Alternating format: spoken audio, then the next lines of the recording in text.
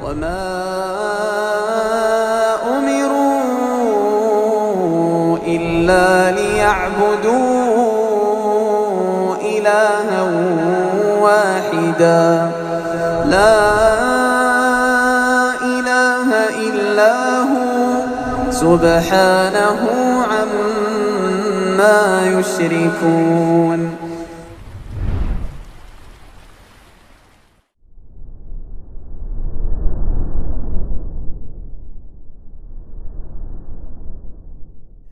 Bismillahirrahmanirrahim. Alhamdulillahirabbil alamin wassalatu wassalamu ala sayyidil mursalin wa ala alihi wa sahbihi ajma'in. Allahumma inna nas'aluka ilman nafi'a wa rizqan thayyiban wa amalan mutaqabbala. Ikhwan dan akhwat rahimakumullah.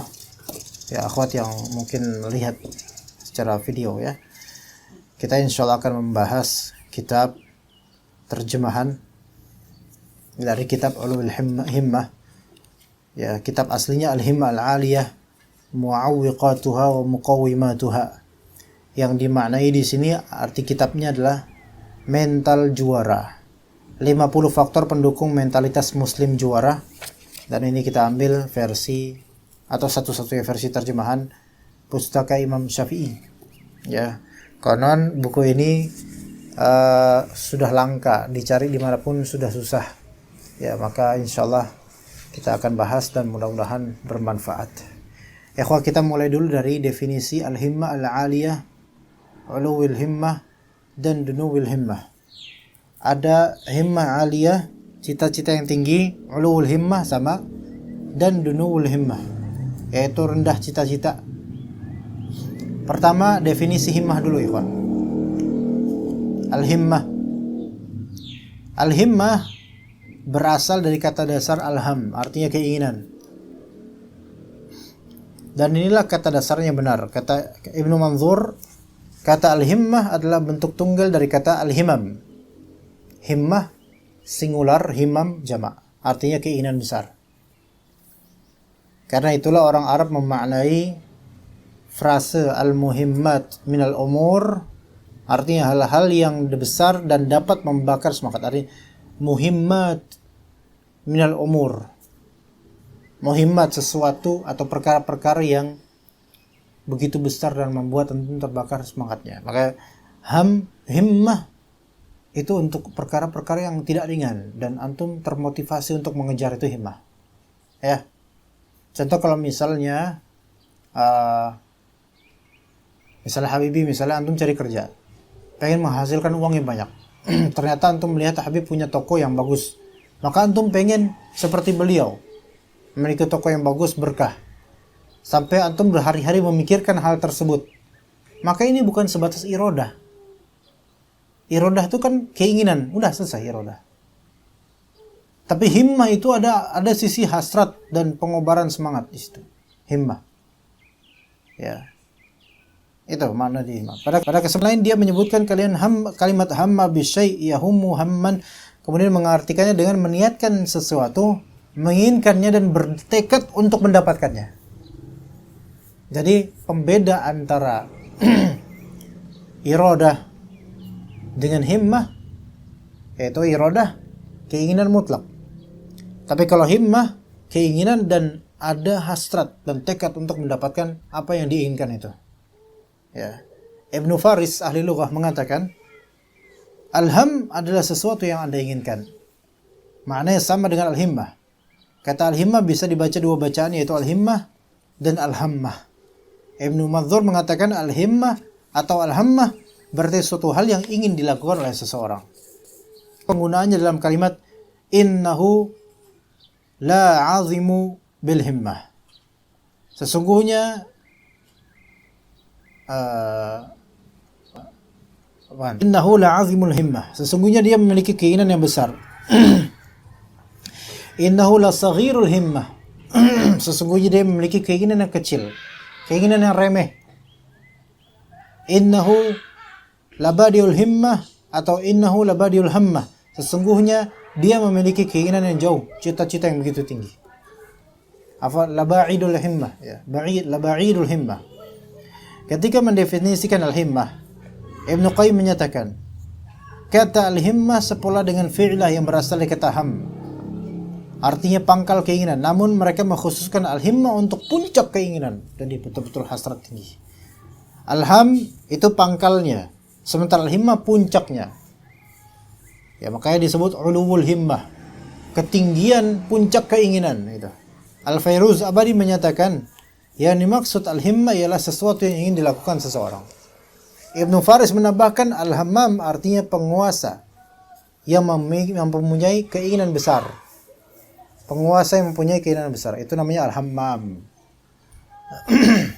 Hammam pakai ha.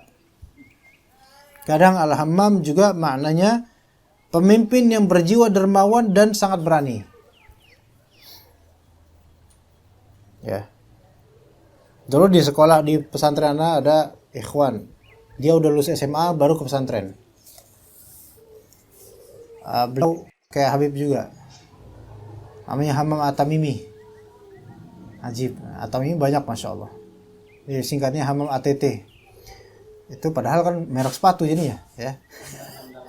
Kan? Iya. Hammam ya. Orangnya tawadhu saleh, tinggalnya di Kalibata, Gang Madrasah, keseringan banjir. Itu kita waktu dulu karena minimnya mufradat dan kosakata dan ilmu kita menganggap ini orang Hammam Tamimi ini orang tuanya nggak sayang sama dia karena menamakan anaknya Hammam. Yang kita tahu kan Hammam kalau di pesantren ya WC, kamar mandi. Apa emang lahir di situ gitu kan? Kadang-kadang kelahiran di mana kan menginspirasi nama anak. Bustan namanya, berarti lahirnya di kebun. Gitu kan? Lah ini Hammam, jangan-jangan lahir di WC nih, ngebrojol di WC nih. Tapi ternyata Hammam bisa juga bermakna burung merpati. Hammam di sini bisa artinya penguasa yang punya keinginan besar, pemimpin yang berjiwa dermawan dan sangat berani, Hammam. Ya. Maka kalau antum misalnya Habibi jadi penguasa, Pak RT, Pak RW dan antum sering sedekah, antum seorang Hammam. Hal anta Hammam ya. Anu bukan WC Ustaz, enggak. Hammam di sini maksudnya adalah apa? Pemimpin yang berjiwa dermawan. Ya. Selanjutnya definisi al-aliyah. Kata al-aliyah adalah isim fa'il dari fi'il ala ya'lu, yaitu segala sesuatu yang tertinggi dari puncaknya, meninggi. Ya. Taib. Definisi al-himmah al-aliyah sekarang. Al-himmah al-aliyah definisinya. Apa makna al-himmah al-aliyah? Setelah diketahui definisi al-himmah, yaitu keinginan atau cita-cita, dan al-aliyah tinggi, saatnya dibahas definisi gabungan dua kata tersebut, al-himmah al-aliyah.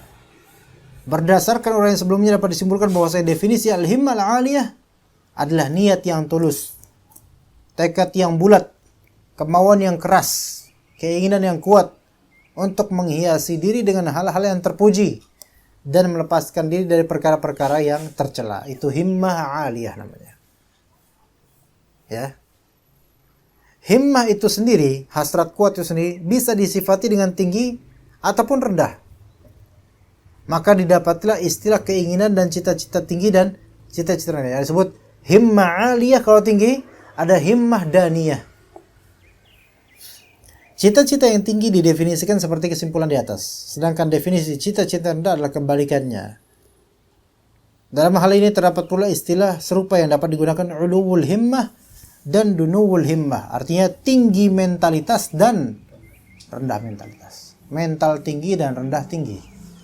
Rendah tinggi. Mental tinggi dan mental rendah. Ya. Antara yang kuat pembawaannya dengan yang sayur katuk, ya. Antara yang berharap dia bisa menjadi pemimpin dengan yang udahlah aku mah apa atuh. Nah, itu ada uluwul himmah dan dunuwul himmah. Kedua, kemudian definisi uluwul himmah, tinggi mentalitas. Uluwul himmah dapat didefinisikan sebagai sikap mental yang merasa tidak puas jika tidak mendapatkan nilai yang tertinggi. Itu himmah aliyah. Terus mencari posisi yang di atas, teratas. Menganggap biasa apa yang sudah dianggap banyak oleh manusia ketika memberi. Paham nggak? Menganggap biasa apa yang sudah dianggap baik banyak oleh manusia ketika memberi. Paham nggak, ikhwan? Anda ngasih antum banyak hal. Biasa bagi Anda. Gitu loh. Jadi nggak menspesialkan apa yang Anda berikan antum. Ini berarti orang ini menunjukkan dia memiliki cita-cita tinggi. Orang yang cita-cita rendah biasanya dia membanggakan apa yang dia beri. Baru ngasih, padahal yang dia kasih baru sedikit. Tapi dia cerita ke semua orang, sampai jin-jinnya dia cerita. Tapi kalau kita mau melihat orang yang himmahnya aliyah, di antara karakternya adalah kalau dia memberi, dia menganggap biasa pemberiannya. Walaupun bagi orang yang diberi itu luar biasa. Kalau kita misalnya punya, kalau Allah Subhanahu wa taala karuniai kita rezeki yang melimpah, ya kekayaan, kemapanan, kemampuan. Kadang bagi kita uang 50.000 itu nggak seberapa, ya kawan. Tapi coba antum kasih ke seseorang yang dia berdagang di pinggir jalan, cilok, cimol, cireng, dan cici sekalinya. Bang, beli cimol, berapa? Orang biasa beli 5.000. Sebelum antum langsung 50.000 lah bang. Ya. Dengan kalimat yang sopan ya. Ya 50.000. Itu seneng itu. Padahal 50.000 bagi kita nggak seberapa ya kawan. Nggak seberapa. Ya. Antum hadirkan ke orang awam satu tampah nasi kebuli untuk 6 orang. Orang itu ada 5 lagi pada ngeronda. Kira-kira mereka nolak atau apa? Nggak bakal nolak. Nasi kebuli bro. Masya Allah. Nasi kebuli mewah termasuk ya? Mewah ya? Mewah. Apa? Iya. Ya. Lagi ngumpul majelis kajian gini tiba-tiba nasi tumpeng. Sama kepala kebo. Nasi tumpeng. Dan itu bagi orang yang udah biasa makan itu, biasa ngasih itu. Jadi anggaplah apa yang kita berikan ke orang tuh biasa bagi kita, tapi bukan bermaksud biasa ini sombong, bukan. Waduh, Masya Allah, makasih ya mas yang ngasih saya uang 50.000. Ya Allah bu, 50.000 mah bagi saya dah, apaan nggak seberapa. Ini songong. Ya. Ya udah pak, nggak jadi bah, saya balikin 50.000-nya gitu. Nggak terima orang yang digituin. Tidak bangga atau selalu mengejar berbagai cita-cita. Dalam bab sedekah, dia tidak hanya sedekah satu arah. Ini di antara contoh. Nafkah anak istri ya. Tapi dia tidak mencukupkan dengan itu.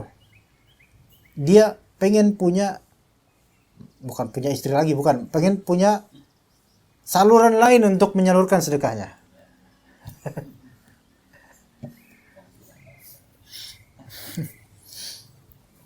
Lanjut aja. Tidak bangga dengan apa yang dia miliki, ya. Dan senantiasa berusaha memberikan apa yang bisa diberikan kepada yang memintanya, tanpa menyebut-nyebut dan menghitung-hitung pemberian tersebut. Memberikan apa yang bisa diberikan kepada yang memintanya,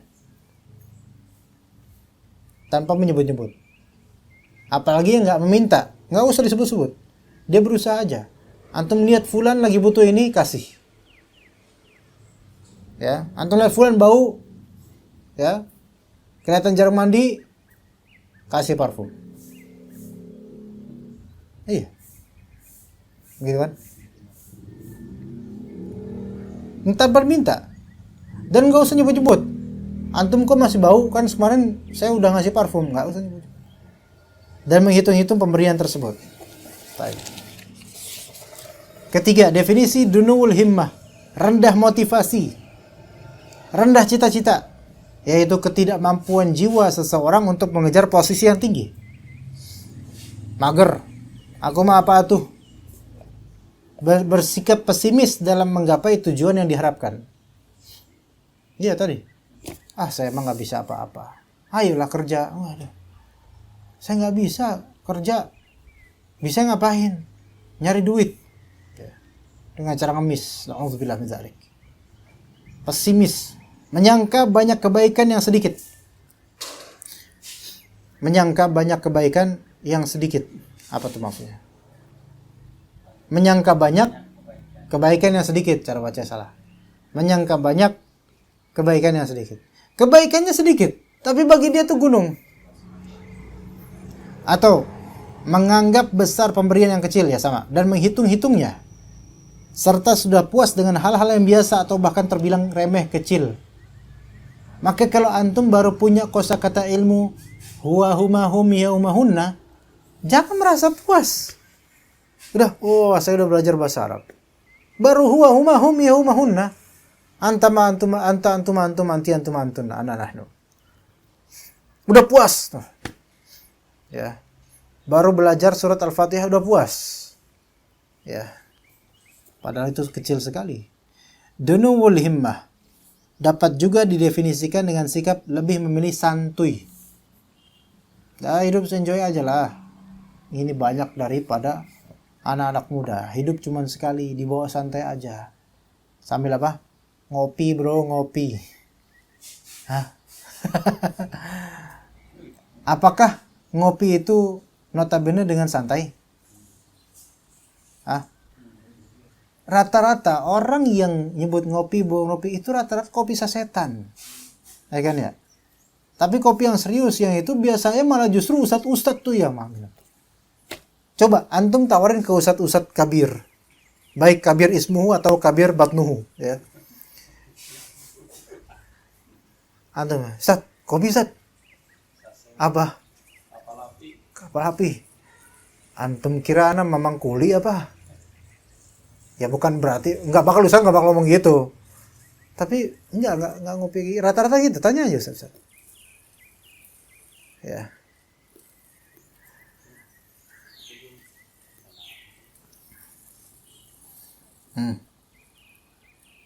Memilih santai. Memilih warkop.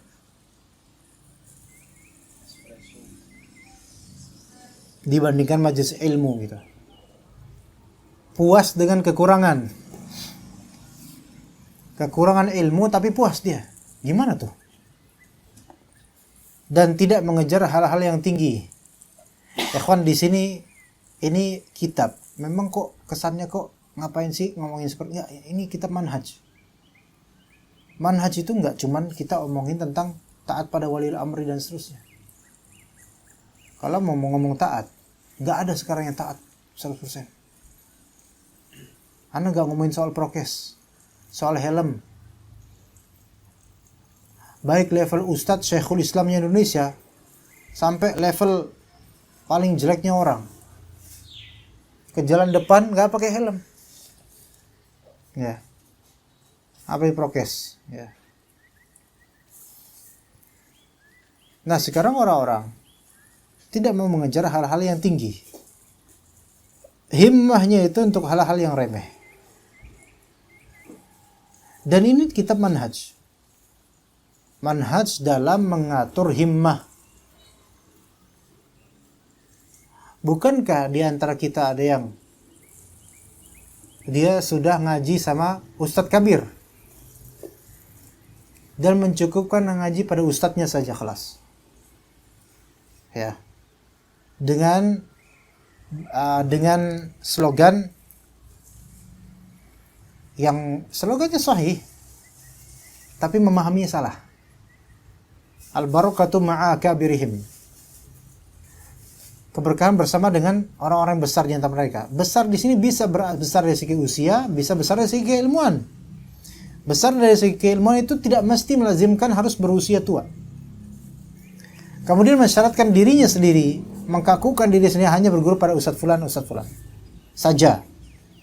Satu ataupun dua, atau mungkin tiga. Dan gak mau sama Ustadz lain. Seolah-olah dai lain tuh ahlu syubhat semua kecuali ustadznya dia. Ya. Dan mengira bahwasanya itu ulul himmah. Ini syubhatnya di sini. Mengira bahwasanya itu ulul himmah dengan al-barakatu ma'a akabirihim.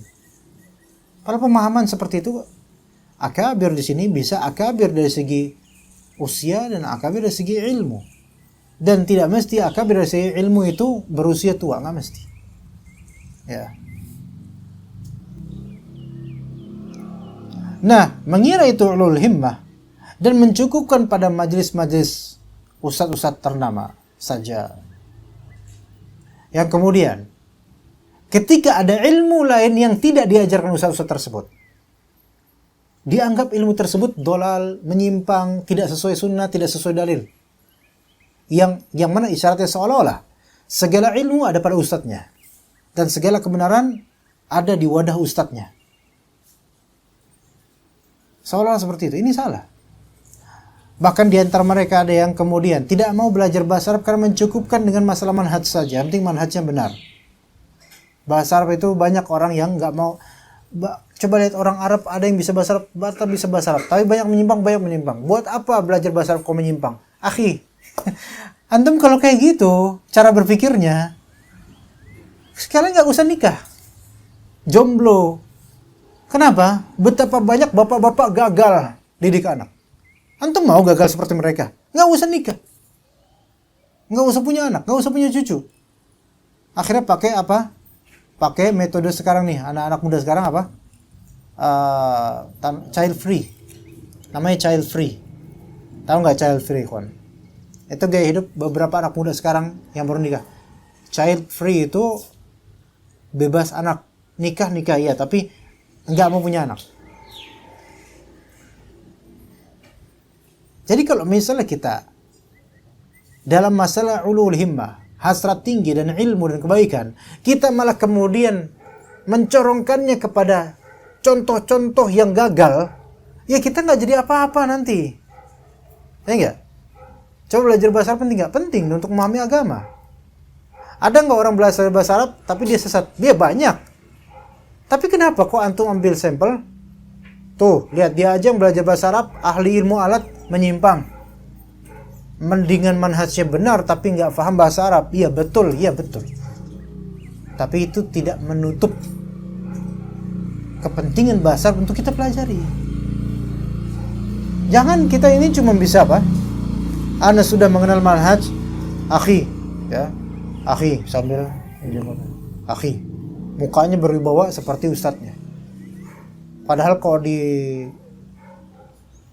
gabungin itu ibarat sumur dan langit ketujuh.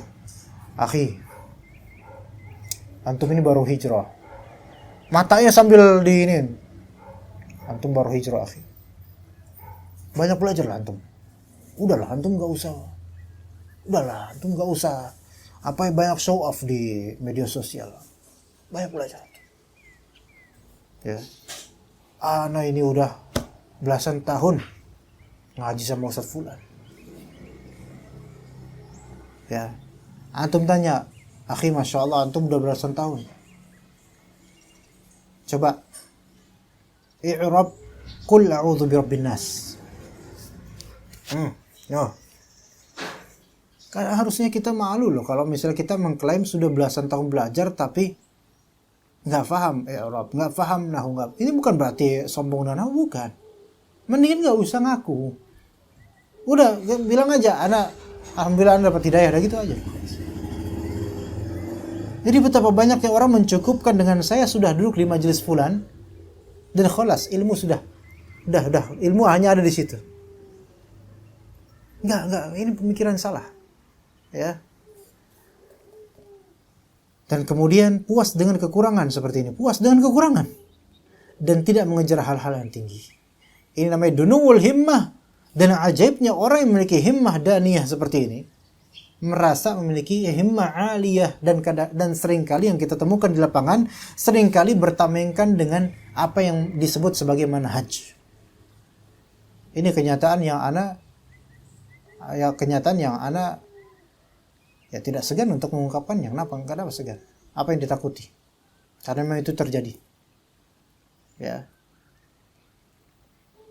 Gak mau belajar bahasa Arab, bahkan meremehkan orang-orang yang belajar bahasa Arab dengan mengatakan bahwasanya buat apa belajar bahasa Arab kalau menyimpang? Allah musta'an.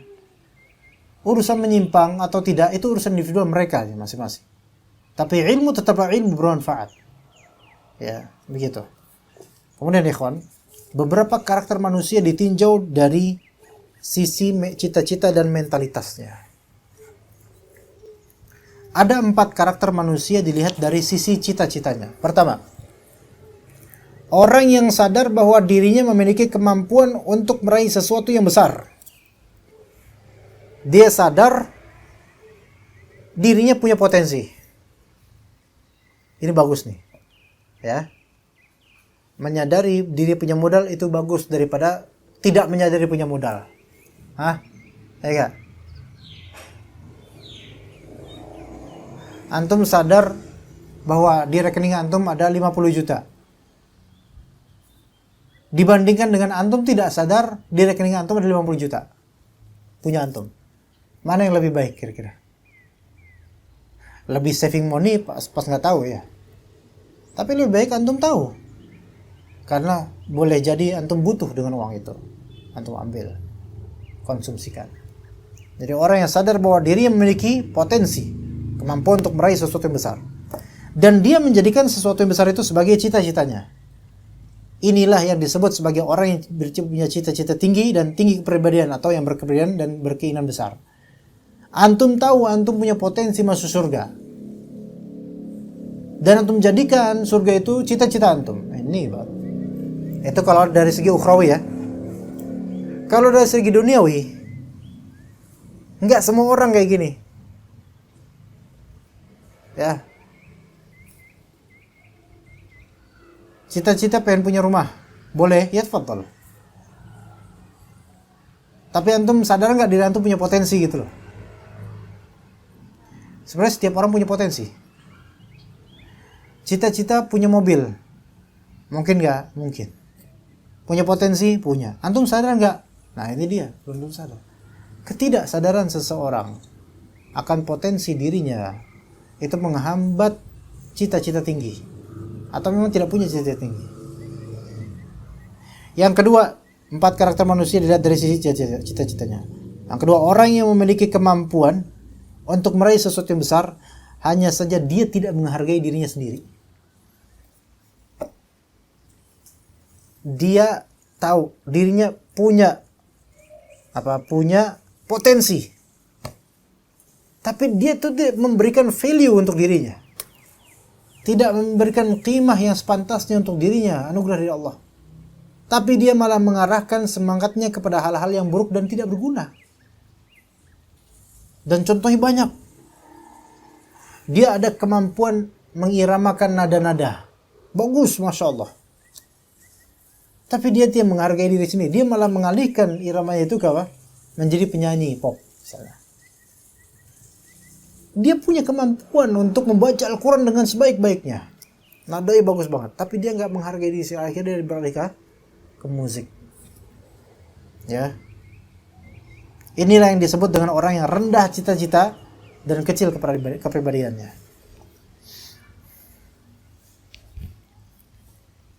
Ketiga, oleh karena itu ikhwan, kalau Anda pribadi ikhwan, potensialnya di ngajar, maka Anda cita-citakan untuk bisa selalu ngajar. Ya. Yang ketiga, orang yang tidak memiliki kemampuan untuk menggapai sesuatu yang besar, nggak punya kemampuan dia, serta merasa nggak sanggup meraihnya, dan merasa tidak diciptakan untuk mendapatkan sesuatu yang besar. Kemudian dia menjadikan keinginan dan cita-citanya sesuai dengan kemampuannya saja. Ini orang mengenali diri sendiri dan memiliki sikap rendah hati dalam berperilaku. Kayak kebanyakan orang-orang awam, pedagang-pedagang kecil. Dia tahu, dia sadar diri, nggak memiliki kemampuan besar untuk menggapai sesuatu yang besar. Ya, pasti nanya ke tukang martabak misalnya. Pak, punya istri Pak? Alhamdulillah. Punya rumah Pak? Ya, kalau punya rumah belum Mas. Belum kenapa Pak? Ya, belum ada rezekinya. Dia tahu udah nggak mampu. Dia nggak mampu dan merasa nggak sanggup. Dan dia merasa saya tidak diciptakan untuk punya rumah deh, saya ngontrak aja gitu. Maka dijadikan keinginan dan cita-citanya sesuai dengan kemampuannya, minimal saya bisa bayar kontrakan. Ini orang yang ngerti diri, tahu diri. ya, dan dia rendah hati dalam berperilaku. Dan Anda melihat tidak sedikit dari santri-santri tradisional, mereka itu belagak pakai pakaian mewah, sarungnya jutaan. Kalau udah punya sarung jutaan, ikhwan, itu pangkat derajatnya udah maqamah mahmudah. Ilmu cuman bisa ya bandel, rambut gondrong, kuku panjang, nyantri, kadang punya pakai jimat. Tapi dia itu miskin, orang tua miskin. Setiap ada kiriman dia tabung demi beli sarung saja yang harganya jutaan. Kitab nggak pernah dia beli kecuali dibeliin. Maka dia sebenarnya nggak sanggup untuk beli sarung mahal, ya. Tapi dia cita-cita itu melebihi kemampuan dia gitu loh. Nah ini yang nomor berapa? Ini nomor 4. Orang yang tidak memiliki kemampuan untuk menggapai sesuatu yang besar, namun dia memperlihatkan seolah-olah sanggup meraihnya. Ya, ini ada orang yang mulutnya lebih besar daripada kemampuannya. Wah, nanti saya bakal gini nanti, padahal dia nggak punya apa-apa. Ya, namun dia memperlihatkan seolah-olah sanggup meraihnya dan merasa diciptakan untuk menanggung beban tersebut, kepedean dia. Ya, kayak orang mau poligami, dia belum mampu, belum sanggup, entah dari segi finansial atau mental. Itu sesuatu yang besar, tapi dia memperlihatkan, ya Pak ya, saya siap, mana sok tuh datengin, dikira takut apa? Iya takut. Tapi dia memperlihatkan seolah sanggup. Akhirnya dia nekat cari gadis atau janda. Biasanya yang B tadi ya. Nggak diridhoi sama semuanya. Akhirnya dia megang pendapat mazhab Hanafiyah yang membolehkan nikah perempuan tanpa wali. Hancur berantakan habis itu.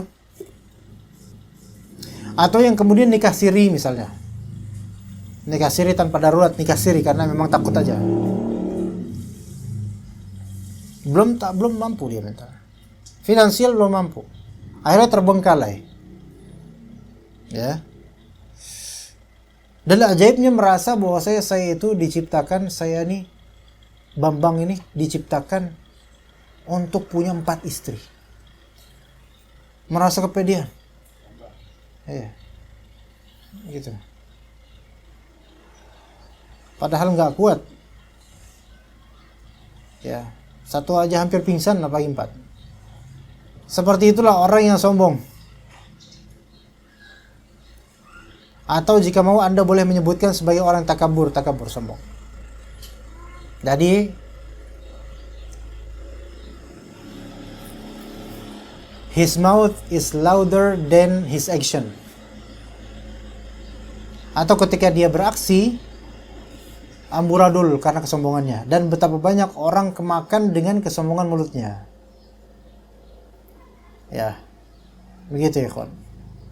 Maka itu 4 macam orang ditinjau dari segi cita-cita dan mentalitasnya. Ada soal Pak Purahman? Nggak ada. Ada soal gini di internet?